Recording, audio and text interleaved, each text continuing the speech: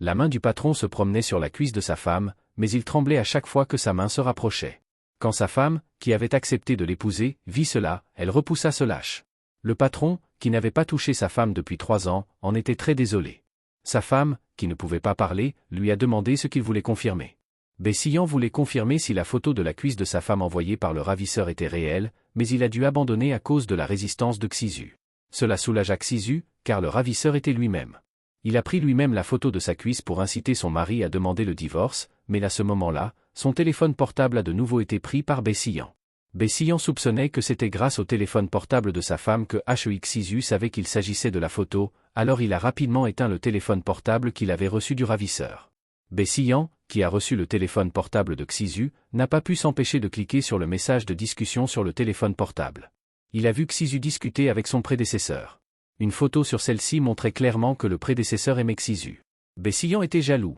De plus, le prédécesseur allait inviter sa femme à dîner, et il se trouve que son cadet allait également l'inviter à dîner.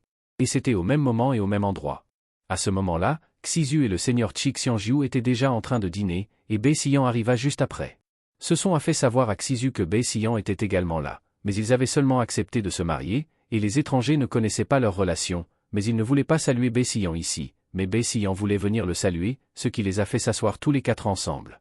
Chi Xiangjiu était secrètement amoureux de Xizu, et il coupait spécialement de la nourriture pour Xizu à table. Bessillan était mécontent lorsqu'elle a vu ce geste, il a donc dû mettre Chi Xiangjiu sur la liste des kidnappeurs présumés. Chi Xiangjiu était contrarié d'avoir été contrôlé pour l'enregistrement du foyer. Cela a surpris tout le monde présent. Xizu pensait presque que son mari risquait de se casser le bras, mais Xizu lui demandait toujours avec colère pourquoi il était apparu ici, s'il utilisait son téléphone portable pour se surveiller et s'il soupçonnait qu'il avait un problème avec son aîné. Il voulait expliquer que Chi Xiangjiu n'était pas ce genre de personne, mais Bessillan lui a arraché le téléphone sur lequel il tapait. Il pensait que le seigneur qui n'était pas avec lui depuis quelques années était une bonne personne, alors à quoi bon le connaître depuis 20 ans? En fait, Bessillan aime Xizu d'une autre manière.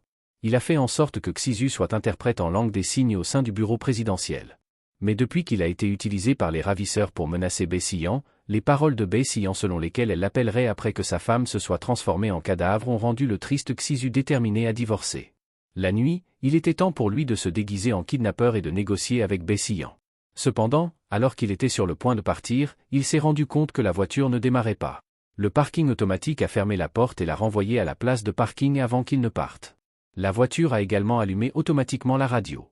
Tout cela lui donnait un sentiment très familier. C'était le ravisseur qui le contrôlait à nouveau. Heureusement, l'employé du parking a constaté qu'il n'était pas parti et a fait descendre sa voiture. Il a appuyé sur l'accélérateur et est parti sans hésitation. Il est retourné en arrière, a sorti le téléphone portable du ravisseur et a allumé l'écran. Bessillan a reçu un appel de Xizu. Xizu lui dit anxieusement de se dépêcher au téléphone. Laissez-le divorcer de Xizu, mais Bessillan lui a demandé cette fois ce qu'il pouvait obtenir s'il se séparait de Xizu, ce qui a rendu Xizu, déguisé en kidnappeur, incapable de répondre. Xizu avait tort.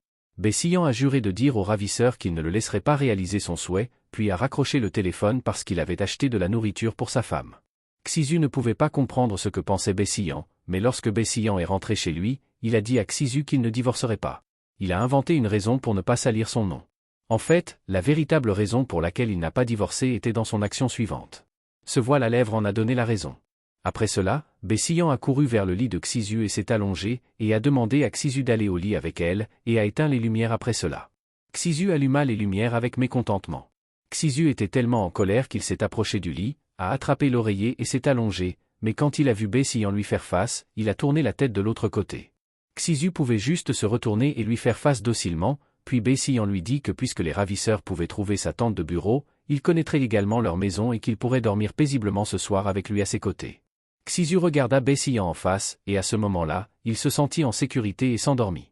Dans son sommeil, il se souvenait du passé, lorsqu'il avait été adopté par une famille Chabol et qu'il avait eu un accident. La fille biologique de la famille Chabol a été tuée et le fils unique est mort, mais il allait bien. Mais il mettrait certainement sa mère en colère et la ferait se battre, alors elle le fit mettre dans une cage pour qu'il puisse survivre dans la famille Chabol. Par conséquent, Xizu n'osait pas parler devant les autres jusqu'à présent. Il pensait pouvoir être prudent, mais le ravisseur a perdu son téléphone portable spécial et a retrouvé son père. Le ravisseur voulait menacer le père dément de Xizu.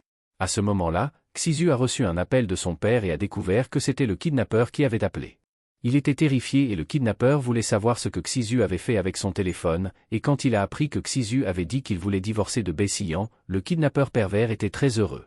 Le kidnappeur pensait que le but de Xizu était le même que le sien, alors il a laissé Xizu continuer à utiliser le téléphone. S'il s'arrêtait à mi-chemin, il serait comme ses dents. Xizu avait peur et pensait que c'était les dents de son père. Mais lorsqu'il s'est précipité à l'hôpital, son père était sain et sauf. Il était soulagé de savoir que les dents n'étaient pas celles de son père. À ce moment-là, il était sur le point d'être envoyé au carrefour du poste de police par la police. En chemin, il s'est souvenu des menaces du ravisseur et s'est senti mal à l'aise et a voulu sortir de la voiture pour vomir. En vomissant, il se lamentait que sa vie n'avait jamais été facile et que personne au monde n'avait jamais été à ses côtés. Mais alors qu'il pleurait, une voiture est arrivée à Xizu devant 3 motos de police. C'est Bessian qui est venu trouver Xizu. Xizu ne savait pas pourquoi Bessian était venu ici. La police lui a demandé quelle était sa relation avec Xizu.